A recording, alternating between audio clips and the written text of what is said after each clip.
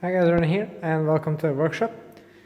Today I want to show you the wheel set I bought to fit my mother's bike and also my disc bike, which is the track boon in case of some emergency or in case I need some more cyclocross tires for different conditions.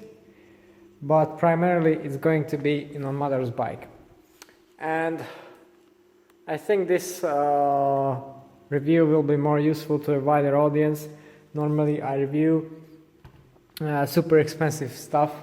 This wheel set still isn't among the cheapest ones, but I think it's a good all-round everyday option. So let's just have a look at it. This is basically the entry-level Zipp wheel set called the Course 30, and unlike other Zipp offerings, it's aluminum. It has an aluminum rim and it's tubeless ready as well. In fact, this was the first tubeless ready rim that Zipp have ever produced. So what is special about it? Well, the hub set, if you start with that, is the 77177 in this configuration, of course, in this case. And this is exactly the same hub you get in the Firecrest range. And many people have been complaining about Zipp hubs in the past, but I think this actually is a very nicely finished and very reliable hub. So gone is the preload adjustment, the volt.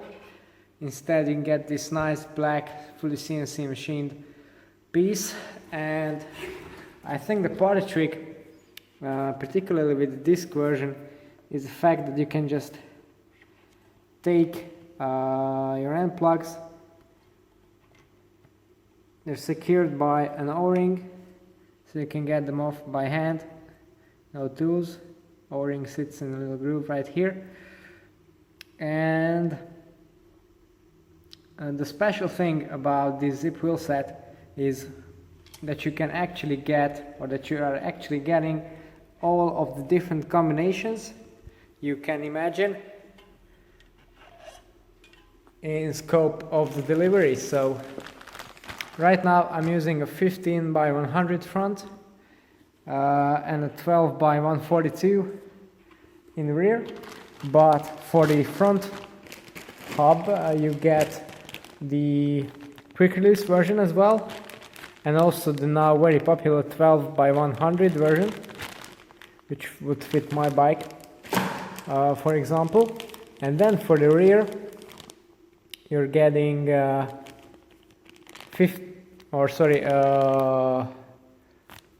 by 142, which is pretty common, then 135 by 9 for the quick releases, but you also get the not so common 135 by 12 tracks on one of the first road bike standards. That's now perfectly or almost gone, but still some bikes do use it. For example, my KTM cyclocross bike from last year did.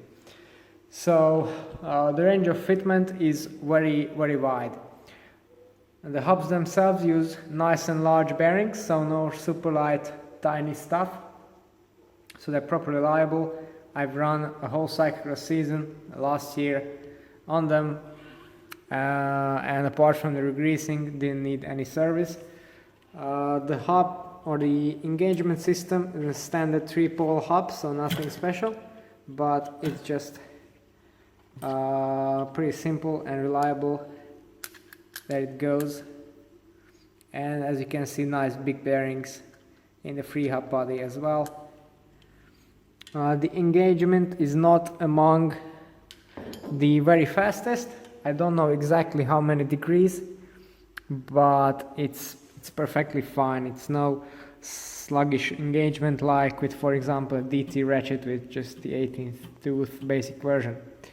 So these are the hubs covered. Spokes I think are Sapim CX rays Quite hard to tell really, because they're not labeled, but they appear to be SAPIMs.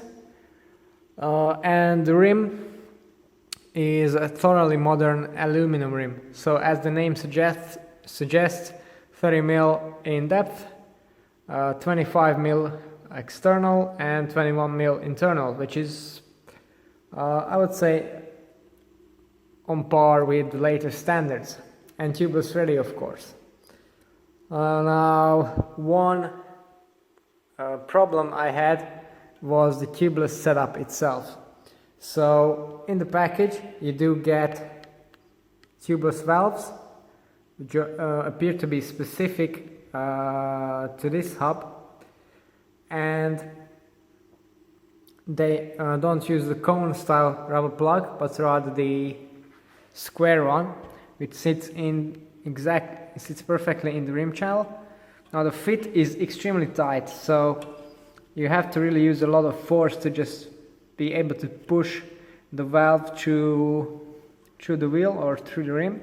So that's not ideal in my book, because it can damage the rubber, causing leaks perhaps. But the other problem was the tubeless setup itself and how the tires fit. So my previous experiences with Zipp Tubeless were with 303 NSWs and Firecrests, and those worked beautifully with different kinds of tire combinations. Cyclocross tires mainly, I have to admit. No road tires were tested on those, but from what I've seen, they work perfectly with road tires as well. It was a bit more tricky with these ones though, because originally I wanted to fit these Schwalbe Pro 128mm road tires, and the problem with that is these fit just extremely tight. They're not impossible to mount, unfortunately. Why do I say that? You have to use an extreme amount of force to get them on, and I tried that, and I snapped the rim tape in the front wheel, so I had to replace that. And then I realized that, you know, if it goes on this hard, it probably isn't very wise to keep trying with those tires. So in the end I decided to pull the G1s of my MVs, put them here, they are a much looser fit, and put those on the MVs, so as you have just seen. This combination was much more manageable, and the rear tire seated perfectly and is perfect from basically day one. The front tire did have some issues though, or the front wheel should I rather say. Yes, apart from the installation difficulties, I had to remove and reinstall the rim tape, and then I tried inflating it again, and then there was a problem with the valve, and there was a leak, but not just, you know, the regular valve leak when air is seeping out. It was just rushing out, so the tire got deflated in the scope of minutes really to almost zero, and that's definitely not ideal. So I tried different kinds of valves. I tried a Schwalbe valve and a Silco valve, different lengths, different nuts. I tried 2 different rim tapes. I tried Gorilla tape, I tried Tessa tape, which I use. I tried Schwalbe tape, and it just never really worked, you know. No matter what I've done, the air was still just rushing out at the valve. So in the end I was quite desperate, almost prepared to put a tube in there, but then I decided, well, what else could I do? I just took a set of pliers and I cranked this nut so extremely tight that I would, you know, I knew I could have ruined the valve, but you know, it didn't really matter, and it just solved the problem. So no matter how professional or thoughtful I wanted to be, the problem was solved by some brute force. So that's kind of an unusual thing when it comes to cycling equipment. But it did the trick, and with the standard valve, and I don't even remember what rim tape I left in there. So the main point is it's now fully inflated.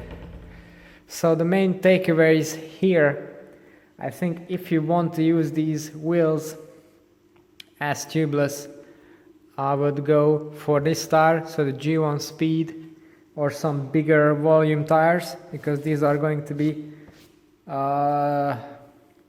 less tight, or perhaps Zipp's own tubeless tires, which are rumored to be very good. I think the reason is the rim channel itself, because, well, that's the reason for the tight fit, because with the MV rims I have and are tubeless ready, you get an extremely sculpted and deep channel in the middle of the rim, so it fits nice and loose, and then it can jump up from there. And the same can be said for the carbon Zipp rims. I think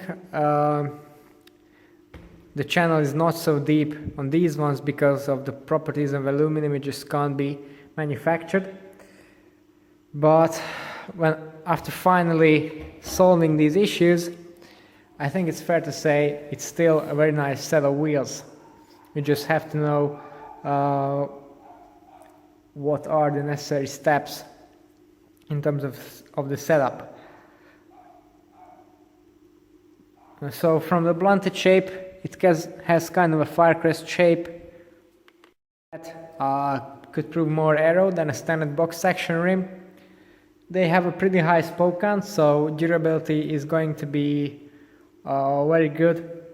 Of course, aluminum is more prone to being dented, not as strong as some carbon rims would be, but I think for this price they're versatile. Gravel grinding, cyclocross, commuting, or just general all road and road riding.